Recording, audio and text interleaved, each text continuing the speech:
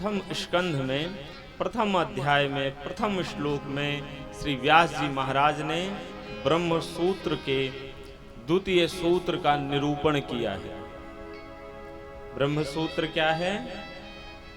सूत्र कहते हैं बहुत बड़ी बात सूक्ष्म शब्दों में समझा देना, सूक्ष्म शब्दावली में कह देना सूत्रात्मक ढंग कहलाता है। सूत्र का आशय होता है बहुत बड़ी बात बहुत छोटे से शब्दों में कह दी जाए, वह सूत्र कहलाता है।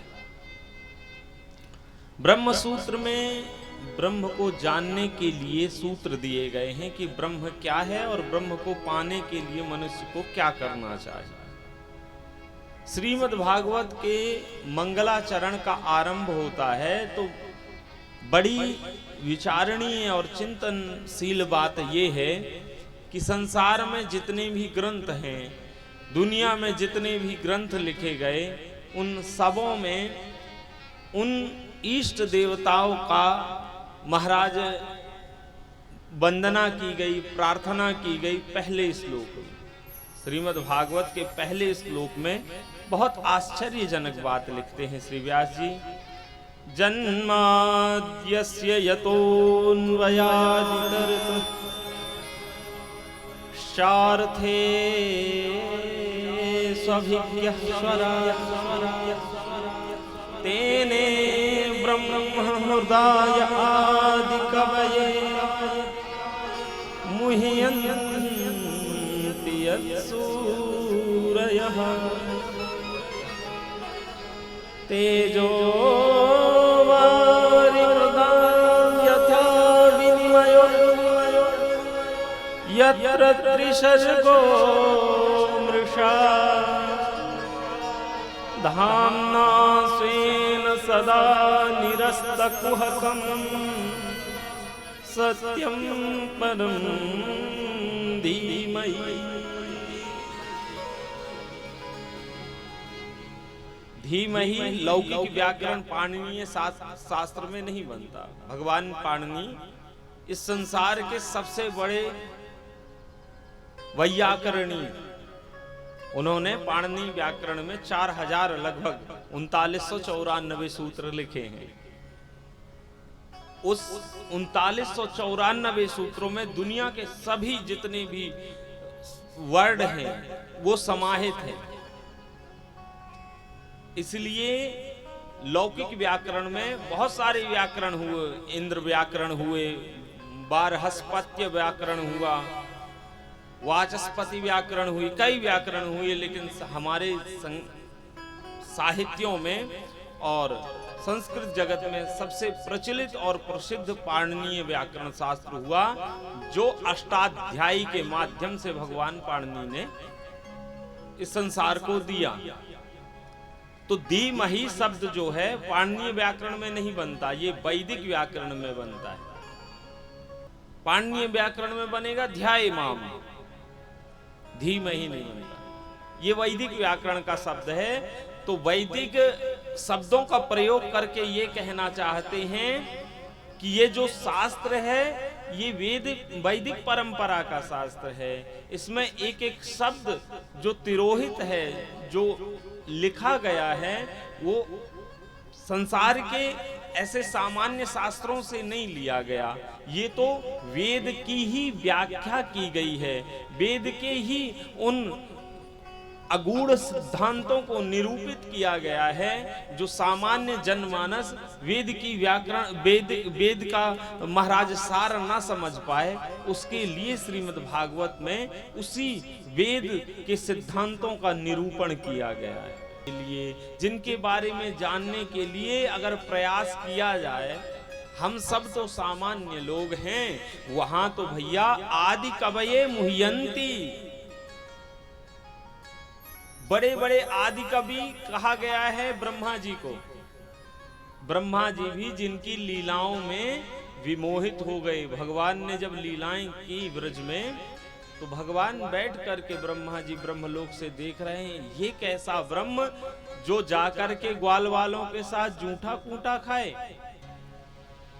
जो महाराज ग्वाल वालों के साथ किसी भी वेद मर्यादित कर्म ना करे, ये कैसा ब्रह्म है। तो भगवान की परीक्षा लेने के लिए ब्रह्मा जी पहुंच गए ब्रज में, गाय बछड़े चुरा करके ले गए, फिर ग्वाल वाल भी ले गए। भगवान ने देखा और सारी लीला ब्रह्मा जी की समझ गए। तो व्यास जी महाराज लिखते हैं, यावत वत्सपवत्स काल्पकवपुर यावत करांग्र्यादिकं। भगवान कहते हैं बछड़े ग्वालवाल गाय सब भगवान ही बन गए। मानो ये कहना चाहते हैं ब्रह्मा जी से, हे ब्रह्मा जी, आपको हमने सृष्टि करने का अधिकार दिया है, लेकिन ये शरीर बनाने के लिए पंच तत्व हैं जो, वो हम ही आपको देते हैं। क्षिति जल पावक गगन शमीरा, और हमें किसी भी वस्तु की आवश्यकता नहीं है। भगवान स्वयं बछड़े ग्वालवाल और गाय स्वयं बन गए। यहां तक कि यष्टि लकड़ी जो लिए हैं ग्वालवाल हाथ में, भगवान वो लकड़ी भी बन गए। ब्रह्मा बाबा देखने आए कि देखते हैं कि क्या हो रहा है। अब तो रो रहा होगा कृष्ण, उसके ग्वालवाल जो मैं ले आया। देखा तो जैसे के तैसे ग्वालवाल और जैसे के तैसे बछड़े। मोहित हो गए, इतनी जल्दी कोई कैसे ला सकता है ब्रह्मलोक से ये ग्वालवाल और बछड़े। देखने गए तो भगवान ने माया रची और स्वयं ब्रह्मा जा करके बन के बैठ गए। व्यास जी लिखते हैं, ग्रंथकार लिखते हैं कि तीने ब्रह्म हृदय आदि कवये मुह्यंत यत् सूरयः। उस परमात्मा की लीला ऐसी कि सामान्य जनमानस तो छोड़ दो, जिनकी लीलाओं में ब्रह्मा आदि देवता भी मोहित हो जाते हैं। भगवान जब वेणुनाद करते हैं वंशी बट पर, तो पदार्थ अपना स्वरूप भूल जाते हैं। जो गोवर्धन के विशाल पाषाण खंड हैं, वो भगवान की वेणुनाद सुन करके द्रवीभूत हो जाते हैं, बहने लगते हैं। मां भगवती यमुना जो सर्वदा चलायमान हैं, द्रवीभूत हैं, वो महाराज स्तब्ध होकर के कठोरता धारण कर लेती हैं। महाराज तीनों प्रकार से वायु स्तंभमान हो जाती है, चलना बंद कर देती है जब भगवान की वेणुनाद होती है। यत्र त्रिशर्गो मृषा, भगवान कहते हैं व्यास जी कि उनकी ऐसी लीलाओं को श्रवण पान करके, उनकी लीलाओं को देख करके सामान्य जनमानस मोहित हो जाए तो बड़ी बात नहीं है, क्योंकि उनकी लीलाओं को सुन करके तो ब्रह्मा आदि देवता भी मोहित हो गए। प्रथम श्लोक की व्याख्या में बड़े बड़े महर्षिगण, बड़े बड़े सूरीजन, बड़े बड़े विद्वान और कवि लोग कई प्रकार से इस श्लोक की व्याख्या करते हैं। किसी ने कहा श्रीमद् भागवत ग्रंथ जो तो कृष्ण परक है, तो यहाँ उन्होंने कृष्ण भगवान की स्तुति क्यों नहीं की, स्पष्ट रूप से कृष्णम परम धीमहि क्यों नहीं लिखा, सत्यम परम धीमहि क्यों लिखा। तो विद्वान जन कहते हैं कि अगर कृष्णम परम धीमहि लिख देते तो भगवान रामचंद्र जी के जो भक्त हैं, जो साधक हैं, जो प्रेमी हैं, वो कहते ये तो भगवान कृष्ण प्रेमियों का ग्रंथ है, तो वो पढ़ें, हम क्यों पढ़ें। इसलिए महाराज कृष्णम परम धीमहि नहीं लिख, किसने कहा रामम परम धीमहि लिख देते। बोले फिर कृष्ण भक्त कहते, शक्ति के भक्त कहते, माँ दुर्गा के उपासक कहते कि ये तो राम जी के भक्तों का ग्रंथ है। तो बोले भगवती दुर्गा का लिख देते कि शक्तिम पराम धीमहि। बोले तो फिर वो सब लोग बोलते कि ये तो शक्ति के उपासकों का ग्रंथ है। इसलिए श्रीमद् भागवत के मंगलाचरण के प्रथम श्लोक में किसी देवता को प्रधान न बना करके सत्य की उपासना करने के लिए श्री व्यास जी ने एक सूत्र दिया, एक संकेत दिया कि ये सबका ग्रंथ है, ये भगवान को चाहने वालों का ग्रंथ है, भक्तों का ग्रंथ है, रसिकों का ग्रंथ है, वो उपासक किसी के भी हों। इसलिए सत्यम परम धीमहि, और संसार में सत्य के अलावा और कुछ है भी नहीं। सत्य को अगर मिटा दिया जाए तो महाराज और संसार में कुछ धारण करने लायक है ही नहीं। इसलिए वेद भी कहते हैं सत्यम वद धर्मम चर, सत्य बोलो और धर्म में चलो। तो मानो पहले श्लोक की जब व्याख्या कर रहे हैं व्यास जी, तो कह रहे हैं ये वेद परक ग्रंथ है। ये जो इसमें जितनी भी बातें आएंगी कोई मनमुखी व्याख्या नहीं होगी, इसमें सब वेद भगवान के द्वारा दिए गए संदेश ही लिखे जाएंगे। और हमारे सनातन शास्त्र में वेद सबसे प्राचीन ग्रंथ हैं, इसकी रचना किसी ने नहीं की। हमारे शास्त्रों में कहते हैं अपौरुषेयम वाक्यम वेदः। वेद क्या है? कहते हैं अपौरुषेय हैं, किसी ने लिखा नहीं, ये अनादिकाल से चले आ रहे हैं। भगवान जब से हैं तब से ये वेद हैं, मानो भगवान ही वेद हैं। वेदो प्रणीतो धर्मः यधर्मस्तद विपर्ययः, जो वेद है वही धर्म है, और जो वेद से विगलित है, जो अलग है, वही अधर्म है। कल हमने कहा था ना कि श्रीमद् भागवत में 22 अवतारों की चर्चा है, बुद्ध और कल की अवतार अभी होंगे, तो 2 अवतारों की चर्चा नहीं है। और बुद्ध अवतार को सनातनियों को न पूजने का कारण बताया कि नास्तिको वेद निंद कहा, जो वेद की निंदा करे वो नास्तिक है, वो हमारी पूजा में सम्मिलित नहीं हो सकता, वो हमारी परिचर्या में सम्मिलित नहीं हो सकता। इसलिए कहा सत्यम परम धीमहि। पहले श्लोक में पहले ही श्रोताओं को जागरूक कर रहे हैं कि ये साधारण ग्रंथ नहीं है, ये साधना का ग्रंथ है, ये वैदिक परिचर्या का ग्रंथ है, ये वैदिक धारणा का ग्रंथ है, और वेद का ही यह ग्रंथ है। वेद के ही रूप में जो वेद रूपी वृक्ष में विगलित फल है वही इसमें व्याप्त है। एक एक महाराज श्लोक श्लोक में उसकी व्याख्या व्याप्त है। पहले श्लोक में धर्म की व्याख्या करते, सत्य की व्याख्या करते हैं, और दूसरे श्लोक में धर्म को बताते हैं कि धर्म कैसा होना चाहिए। कहते हैं धर्मः प्रोज्झित कैत्रवोत्र परम निर्मत्सराणां शतम् वेद्यं वास्तवमत्र वस्तु शिवदम् तापत्रयोन्मूलनम्। श्रीमद्भागवते महामुनिकृते किं वा परैरीश्वर सद्यो हृदयवरुध्यते त्रिकृतभिः शुश्रूषुभिस्तत्क्षण।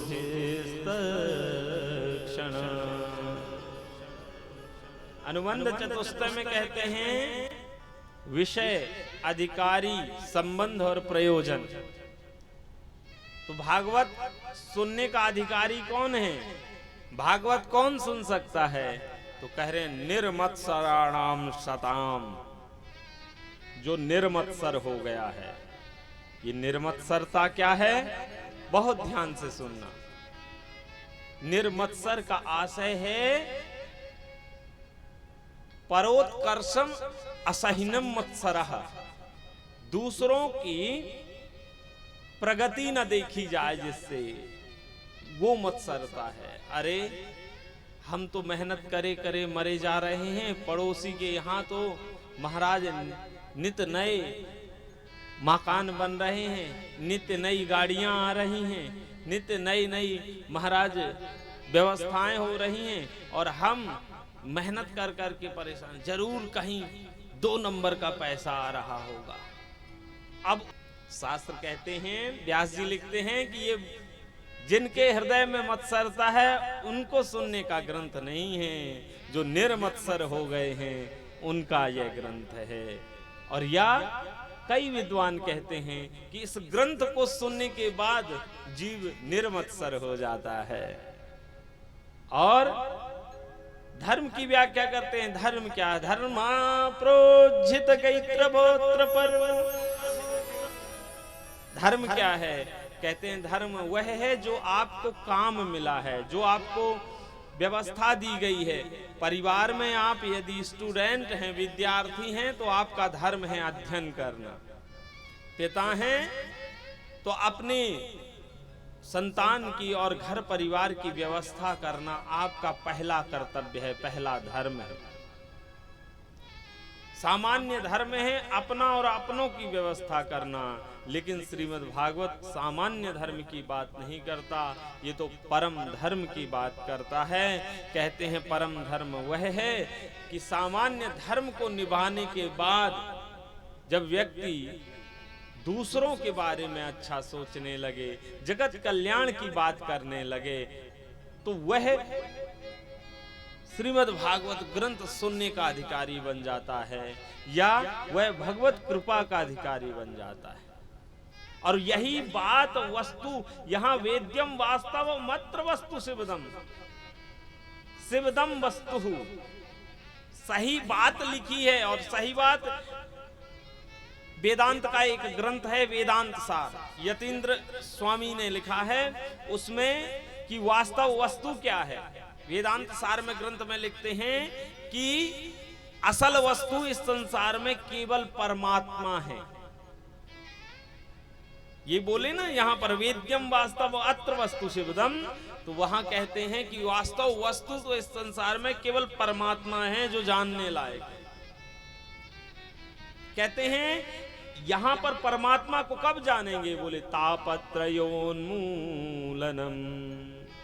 तापत्रय उन्मूलनः, जब तीनों हम इस संसार में आकर के तापों से आक्रांत हो चुके हैं।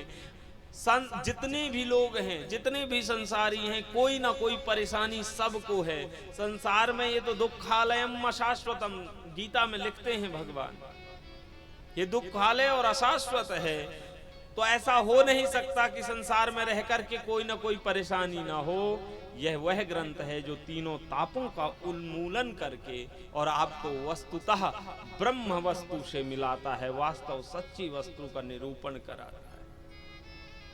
इसी ग्रंथ को इन संसारियों के कल्याण के लिए महर्षि पाराशर के पुत्र व्यास जी ने लिखा है। श्रीमद्भागवते महामुनि कृते किं वा परैरीश्वरः। अरे क्या तुम्हें और ईश्वर की चाहत है तो यह जो व्यास जी ने इस ग्रंथ को लिखा है इसका श्रवण पान करो, इसका आश्रय ले लो। जब इसका आश्रय ले लोगे तो केवल सद्य, शास्त्र में शब्द क्या दिया? सद्य। सद्य का अर्थ तुरंत, देरी नहीं लगेगी। सद्य तो क्या? उकार को उत्व हुआ है तो सद्यो कहा है। सद्यो हृदय अवरुद्धते त्रिकृत भी शुश्रूषु भी तत्क्षण। जैसे भगवान की कथा, अच्छा यहां पर शर्त क्या रखी गई है कि निर्मत्सर होकर के जब भगवान की कथा सुनोगे तो तुरंत, देरी नहीं लगेगी। भगवान हृदय में आकर के अवरुद्ध हो जाएंगे। और देरी न लगने के लिए दूसरा शब्द प्रयोग, तत्क्षणात, उसी समय। जैसे आप भगवान की कथा सुनने का मन में संकल्प धारण करेंगे निर्मत्सर होकर के, भगवान तत्क्षण आकर के हृदय में अवरुद्ध हो जाएंगे। अब व्यास जी ने एक और शब्द शैली में विशेष शब्द का प्रयोग किया, अवरुद्ध। एक होता है बैठ जाना, आ जाना, हृदय में स्थान पा लेना। एक होता है अवरुद्ध हो जाना। सिपाही दो तरह के होते हैं, एक होता है बैंक का सिपाही, एक होता है थाने का, जेल का सिपाही। जेल का सिपाही महाराज अंदर वाले को बाहर नहीं आने देता और बैंक वाला सिपाही बाहर वाले को अंदर नहीं जाने देता। अभी आप कथा में बैठे हैं तो स्वतंत्र हैं, दो चार यहाँ पर कमांडो खड़े कर दिए जाएं बंदूक लेके कि अब जब कथा पूरी हो जाएगी तभी आप उठ पाओगे, तो अभी तो आप शांति से कथा सुन रहे हो। जब ये घोषणा कर दी जाएगी तो आपका मन नहीं लगेगा, कैसे कथा में आ गए महाराज, अब पूरी ही सुन के जानी पड़ेगी, अब यहाँ से उठ के नहीं जा सकते, तो फिर आपको चैन नहीं आएगा। भगवान के लिए श्री व्यास जी महाराज लिखते हैं कि भगवान आकर के बैठेंगे नहीं, भक्ति पास में बंद करके अवरुद्ध हो जाएंगे, बंध जाएंगे, रुक जाएंगे। प्रयोजन क्या है? तो प्रयोजन कहते हैं कि प्रयोजन इस शरीर को, जो मुख्य लक्ष्य है इस जीवन का, वो जानना ही इस शास्त्र का प्रयोजन है। तो विषय, अधिकारी, प्रयोजन और संबंध, ये चार अनुबंध चतुष्टय अंतिम श्लोक, इस चौथे श्लोक में बात की कि ये भागवत कथा आखिर है क्या। तो कहते हैं निगम कल्पतरोर गलितम सुख मुखाद अमृतद्रव संयुतम पिबत भागवतम रसमालयम मुहुरहो रसिका भुविभाव।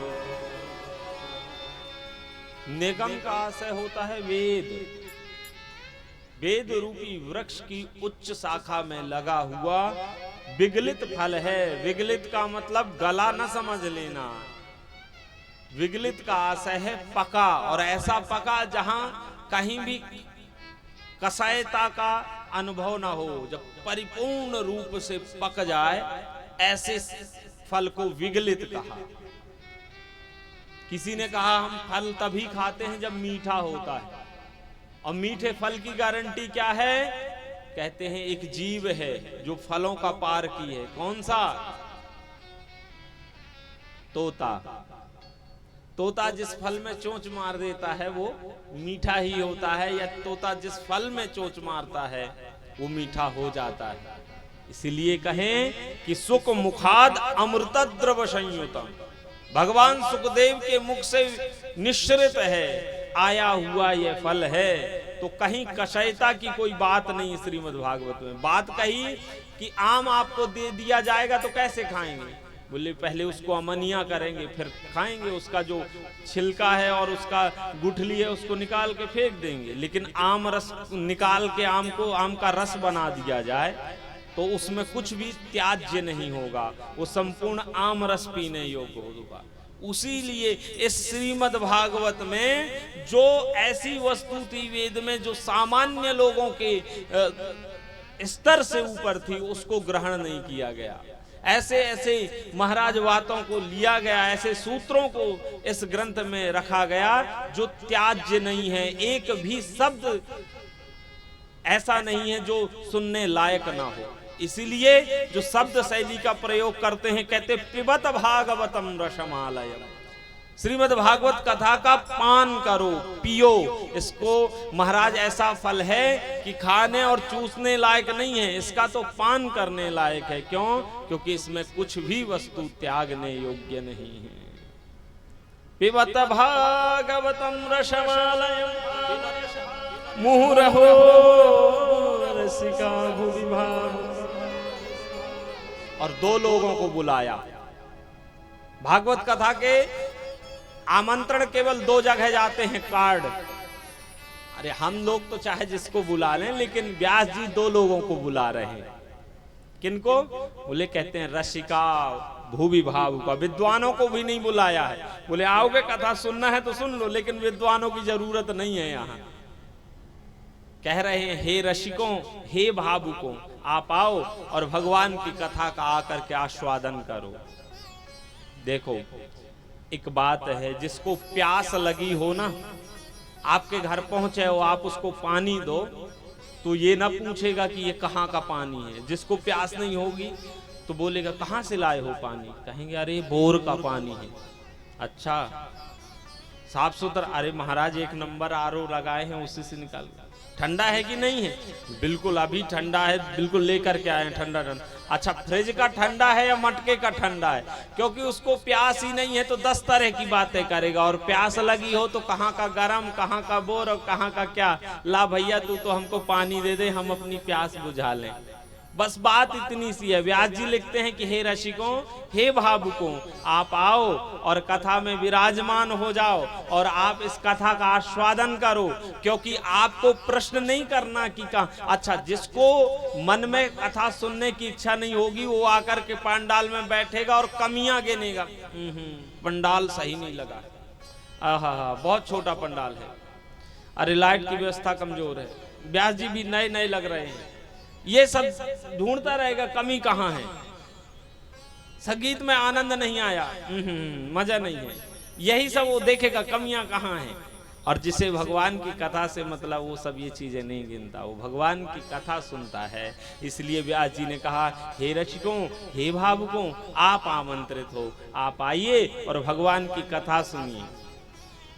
संकेत देना चाहते हैं भगवान की कथा में आकर के हमें किसी भी प्रकार की अन्य बातों को ग्रहण नहीं करना चाहिए, भगवान के चरित्रों को सुनकर के अपनी आत्मा को शांति देनी चाहिए। इस प्रकार के 4 श्लोकों में अनुबंध चतुष्टय की बात की, विषय, अधिकारी, प्रयोजन और संबंध। आगे अब शौनकादि ऋषि फिर विराजमान है नैमिषारण्य की पावन भूमि पर और सूत जी महाराज से प्रश्न कर रहे हैं। आज 6 प्रश्नों को किया है, इन्हीं 6 प्रश्नों से श्रीमद् भागवत के अन्य संवादों की चर्चा होगी। हे प्रभु, आप में अपार ज्ञान है, आप ये बताइए कि पुंसा में कांततः श्रेय, इस संसार में जितने भी जीव हैं, हम सब लोग हैं, इनके लिए सबसे श्रेष्ठ कर्म क्या है? बहुत ध्यान से सुनना।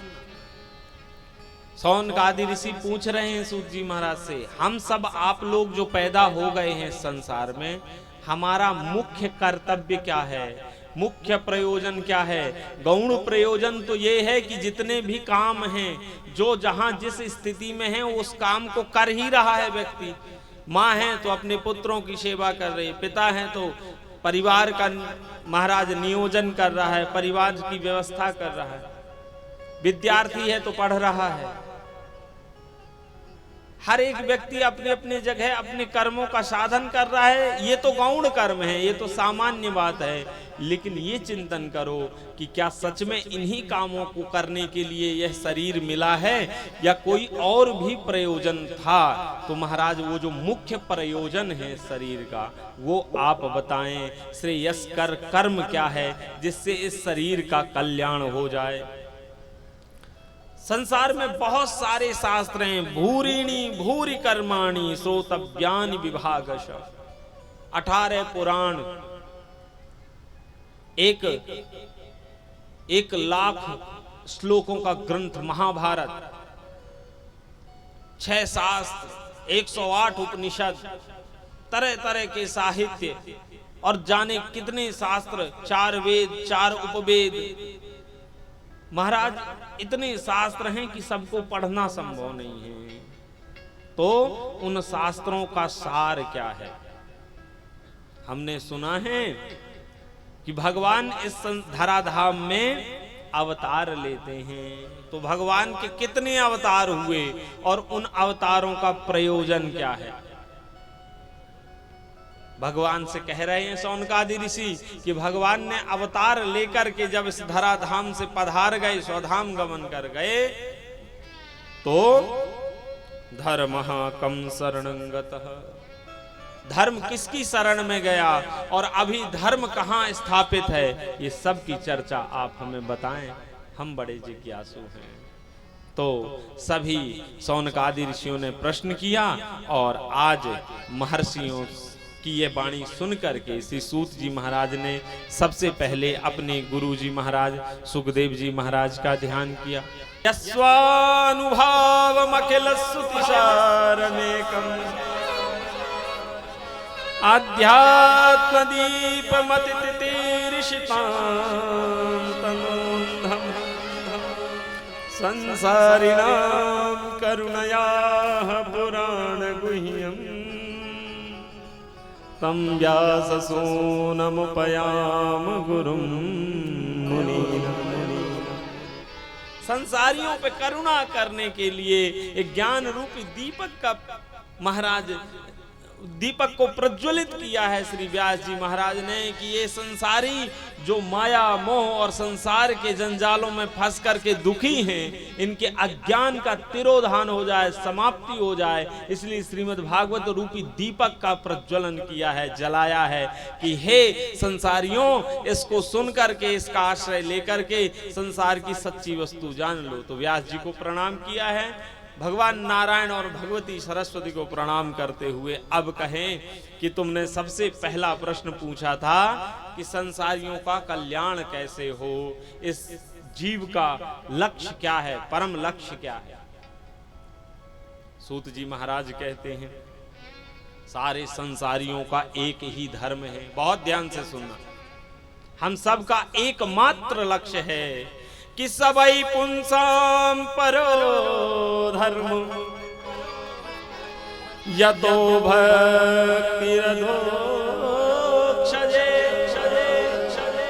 अहेतु प्रतिहत ययात्मा संप्रसीदति।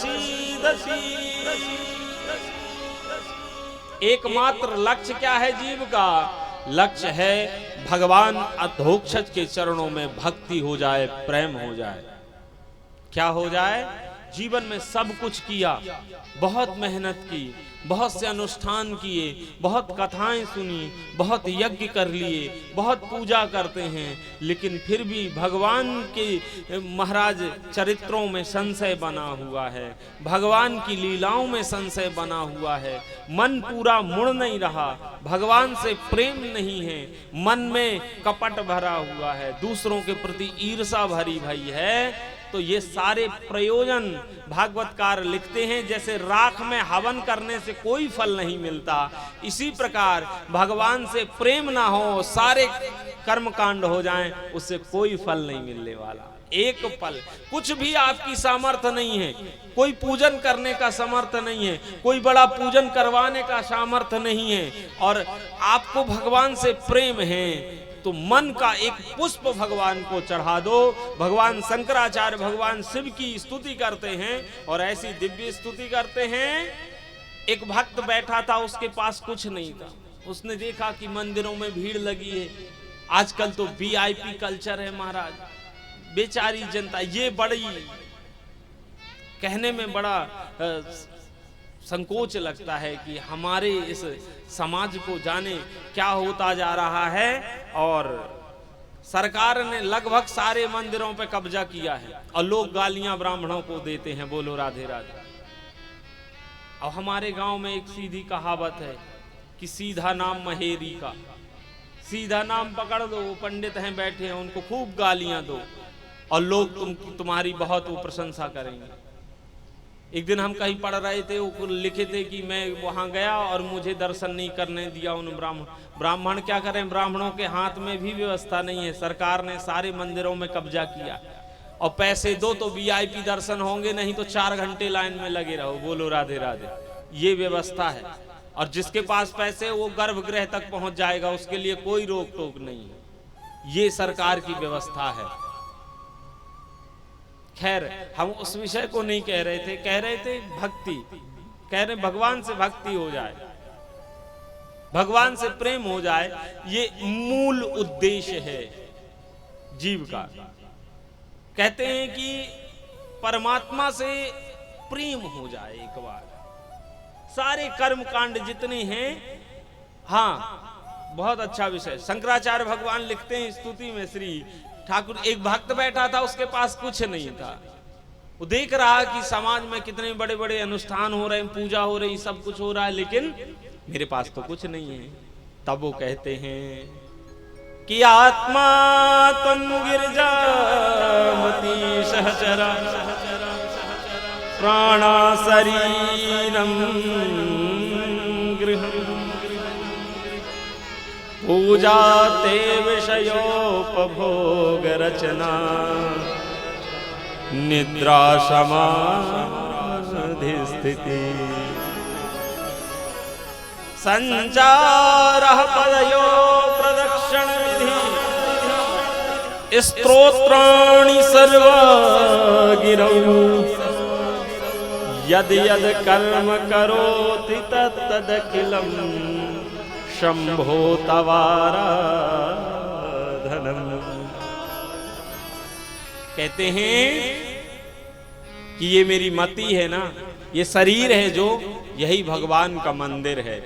मेरे पास सामर्थ्य नहीं है कि मैं मंदिर बनवाऊं भगवान का, तो ये जो शरीर है मेरा, यही भगवान का मंदिर है। और ये जो मेरी बुद्धि है, ये भगवती गिरजा है, माँ उमा है, माँ पार्वती है। आत्मा त्वं गिरजा मति, और आत्मा स्वयं भगवान शिव हैं। आत्मा तुम गिरजा मतिम सहचरा प्राणा शरीरम गृहम। पंच प्राण वायु ये आपके ग्रह हैं। पूजा ते, मेरे पास कोई पूजा करने के लिए किसी भी प्रकार के अब पदार्थ नहीं है, क्योंकि पैसा नहीं है तो पदार्थ नहीं है। तो बोले पूजा ते विषयोपभोग रचना, क्योंकि आत्मा आप हो, मति माँ गिरजा हैं और प्राण मेरे मंदिर हैं। तो जो भी मैं पाऊं, मैं जो भी खाऊं, जो भी भोजन प्रसादी करूं, वो सब आपका भोग है, सब आपका भोग है। जो भी मैं पाऊं वो आपका भोग लगा रहा हूं। स्नान करूं तो आपको स्नान करा रहा हूं। पूजा ते विषयोपभोग रचना निद्रा समाधि स्थिति। अच्छा, मेरे को ज्ञान नहीं है कि आपकी पूजा कैसे करते हैं, आपकी समाधि कैसे लगाते हैं, आपका वंदन कैसे करते हैं। इसलिए तो मैं जब सोता हूं तो मैं यही मानता हूं कि आप मेरे अंदर विराजमान हैं प्रभु, मैं समाधि लगा रहा हूं। और जैसे सोता हूं तो मान लेता हूं निद्रा समाधि स्थिति ही, जैसे मुझे नींद आए तो आपकी समाधि में ही हूं मैं।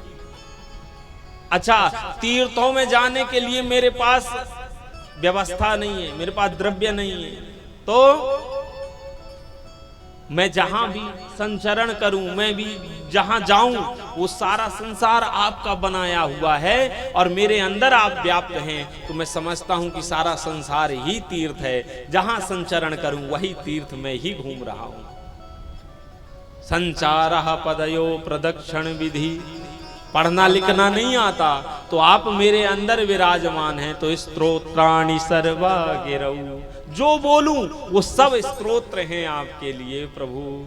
इस प्रकार एक आगे कहते कर चरण कृतंबा वाक्काय जम कर्म जम्बा श्रवण नयन जम्बा मानुषम वा परार्धम विहितम विहितम वा सर्वे तत्क्षमस्व। जय जय करुणाब्धे श्री महादेव शंभो।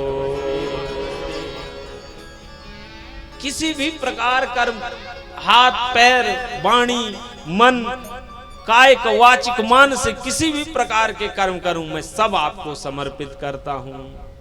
तो भक्त कहते हैं, श्रीमद् भागवतकार लिखते हैं, भगवान से भक्ति हो। भगवान आपके पदार्थों की जिज्ञासा नहीं करते, चाहत नहीं करते। भगवान दो चीजें देखते हैं भक्त की। क्या कहते? अहेतुक्य अप्रतिहता। भक्ति के दो स्वरूप बताए, एक अहेतुकी हो, हेतु रहित का से हम कोई पूजन विधान करें, हम किसी प्रकार का क्रम करें, तो भगवान से ये ना मांगे कि भगवान हमारा ये काम पूरा हो जाए, प्रभु हमारा ये कार्य पूरा हो जाए, बल्कि हम ये चेष्टा करें। देखो, एक बहुत साधारण बात है, बहुत ध्यान से समझना। भगवान को हम कहते हैं कि वो कर्तुम अकर्तुम अन्यथा कर्तुम समर्थ जगदीश्वर है। परमात्मा सब कुछ जानते हैं, यही कहते हैं ना हम सब लोग। बताओ, हम यही कहते हैं कि भगवान सब कुछ जानते हैं। परमात्मा तो त्रिकालदर्शी हैं।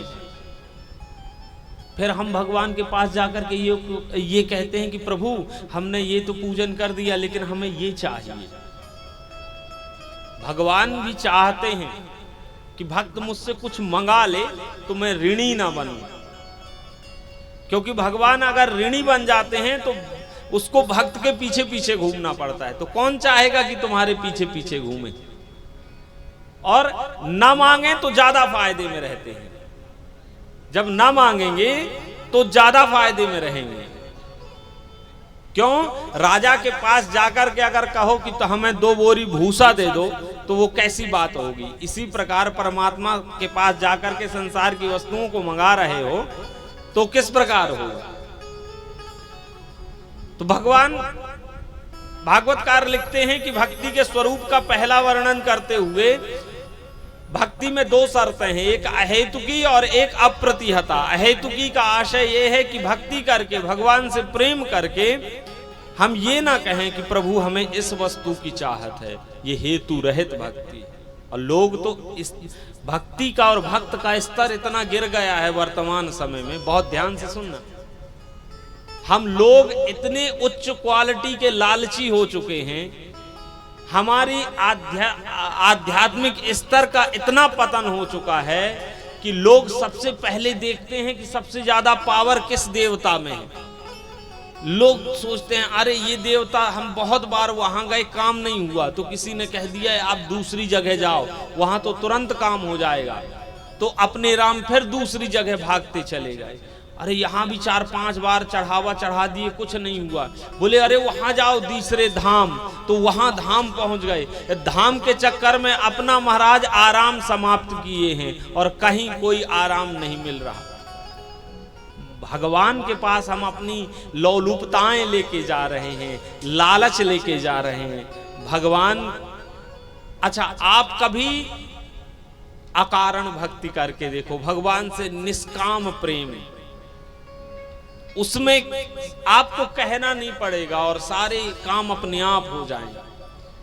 अच्छा, सबसे बड़ी बात तो यह है हमें विश्वास ही नहीं है भगवान पर।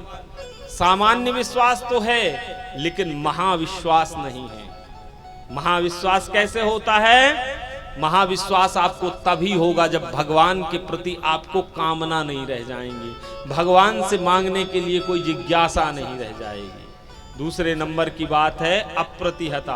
हम प्रेम कर रहे हैं, हम भक्ति कर रहे हैं, हम माला जप रहे हैं, हम पूजन कर रहे हैं, और जाने अनजाने कोई कष्ट आन पड़े, कोई आपत्ति विपत्ति आन पड़े, तो हम भगवान को ही कोसने लगते हैं कि हम इतना पूजन करते हैं आपका और फिर भी आप हम ही को कष्ट देते हैं, आप कैसे भगवान हैं। और चाहे तो हम अपने भजन में महाराज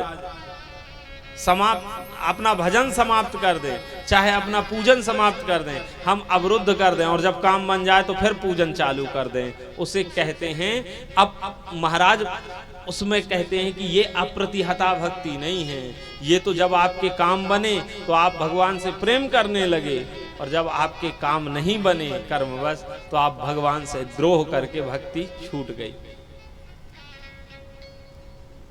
विद्वान जन कहते हैं शहद की धारावत प्रेम हो जाना चाहिए, तैल धारावत प्रेम होना चाहिए। तेल की धारा जब हम एक पात्र से दूसरे पात्र में डालते हैं, एक बर्तन से दूसरे बर्तन में कभी आप तेल और शहद डालो, बीच में धारा टूटती नहीं है, और पानी डालेंगे तो धारा बार बार टूटती। तो भक्ति तैल धारावत होनी चाहिए, शहद की धारावत होनी चाहिए, उसे अप्रतिहता भक्ति कहते हैं। सबसे पहला नंबर लक्ष्य है मानव मात्र का, भगवान अधोक्षज के चरणों में भक्ति हो और उसके स्वरूप हो कि अहेतुकी और अप्रतिहता भक्ति हो जाए भगवान। कहते हैं शास्त्रों का, बहुत सारे शास्त्रों का वर्णन किया है विद्वानों ने। व्यास जी ने स्वयं 17 पुराणों का वर्णन करके महाभारत और श्रीमद् भागवत बाद में लिखा, लेकिन उन सभी शास्त्रों का एक ही कार्य है, वदन्ति तत्त्वविदस्तत्त्वं यज्ञ ज्ञानमद्वयम् ब्रह्मेति परमात्मेति भगवानिति सप्यते। रास्ते अलग अलग हो सकते हैं लेकिन लक्ष्य एक ही है, परमात्मा की प्राप्ति। कोई कहे कि ध्यान लगाओ, कोई कहे भक्ति करो, कोई कहे पूजन करो, कोई कहे दर्शन करो, बस बात इतनी है कि भगवान की प्राप्ति हो जाए, भगवान से प्रेम हो जाए, किसी भी प्रकार हो जाए। हमारे जितने महत्पुरुष और बड़े संत जन हुए, उनका काम था भगवान से प्रेम कराना। उनका चिंतन अलग हो सकता है, उनकी पूजा पद्धति अलग हो सकती है, उनका महाराज शास्त्रों में भगवान तक ले जाने का रास्ता अलग हो सकता है, लेकिन भगवान को एकमात्र लक्ष्य स्थापित करके उसकी प्राप्ति के अलावा और कोई लक्ष्य नहीं हो सकता। और जब कोई व्यक्ति ये कहने लगे कि मैं ही भगवान हूं, आजकल तो कितने तत्वदर्शी घूम रहे हैं भैया। हमने एक दिन पोस्टर देखा, कहीं जा रहे थे, उसमें लिखा था त्रिकालदर्शी। हमको लगा ब्रह्मा जी के बाद यही उत्पन्न हो गए लगता है पृथ्वी। तो लोग कहेंगे तत्वदर्शी, त्रिकालदर्शी और जाने कौन कौन से दर्शी महाराज, और अपने आप को ब्रह्मा के अलावा दूसरा नहीं मानते। पहला नंबर भगवान ही बनने की सोचते हैं लोग कि हम भगवान हैं। कई लोग देखते होंगे पोस्टर छपे रहते हैं, कहते हैं यही ब्रह्मा है, यही परमात्मा है। तो ऐसे लोगों से हमें बचना चाहिए। और भगवान भाई संत गुरु विद्वान एक कड़ी है, एक रास्ता है, लक्ष्य नहीं है। हम लोग केवल आपको रास्ता दिखा सकते हैं, आपको बता सकते हैं कि आप ऐसे भगवान से प्रेम करो, भगवान की भक्ति ऐसे करो। हम थोड़े भगवान हैं, और न हम ये कहें कि हमसे कोई प्रेम करे। हम तो बता रहे हैं कि भगवान से प्रेम करो और भगवान के जाने का रास्ता ये है। अब मानो न मानो आपकी मर्जी है, और जो कहने लगे कि हम ही भगवान हैं, तो फिर आप समझ सकते हैं कि श्रीमद् भागवत में केवल 22 अवतारों की चर्चा है। कहते हैं कि अब मूल बात इतनी है, आगे कहते हैं कि धर्म किसकी शरण में गया, तो कहते हैं धर्म इन्हीं ग्रंथों में, इन्हीं वेद में, इसी श्रीमद् भागवत में आकर के आश्रित हो गया। जब भगवान इसीलिए कहते हैं स्वकीयम वांगमयी मूर्ति प्रत्यक्षा वर्तते हरि। जब भगवान धराधाम छोड़ करके द्वापर में अपने परम पद को जाने लगे, तो उद्धव जी को बुलाया, यहाँ आओ, और मैत्रेय जी को बुलाया, कहे हम तो जा रहे हैं, एक दिव्य उपदेश दे रहे हैं। और दिव्य उपदेश के बाद अपने आप को स्वयं श्रीमद् भागवत में समाहित कर लिया। अच्छा, लोग कहें कि ऐसा से नहीं, ऐसा कर लो, तो वो बात ठीक नहीं है। इसलिए श्रीमद् भगवत गीता में भगवान कहते हैं कि तस्मात् शास्त्रम प्रमाणन्ते कार्या कार्य व्यवस्थितौ। क्या करणीय है, क्या अकरणीय है, कोई व्यक्ति नहीं बताएगा हमें, कोई बाबा नहीं बताएगा हमें, शास्त्र बताएंगे कि क्या करना है क्या नहीं करना। आजकल तो लोग कहते हैं कि ये मैं कह रहा हूं, ये ऐसा होना चाहिए। हमारी सबसे बड़ी भूल क्या है, आप कभी विचार किए हैं? आज समाज किस दिशा को प्राप्त कर रहा है? लोगों के अंदर सहनशीलता नहीं रह गई, लोगों के अंदर शास्त्रों के प्रति श्रद्धा समाप्त हो रही है, लोगों के प्रति, लोगों का नजरिया संतों के प्रति हेय दृष्टि का हो गया है। ये क्यों हो रहा है? क्योंकि लोगों ने इन शास्त्रों का वर्णन करना बंद कर दिया और शास्त्रोन्मुखी बातें न करके मनमुखी बातें करने लगे, इसलिए इनका सार समाप्त हो रहा है।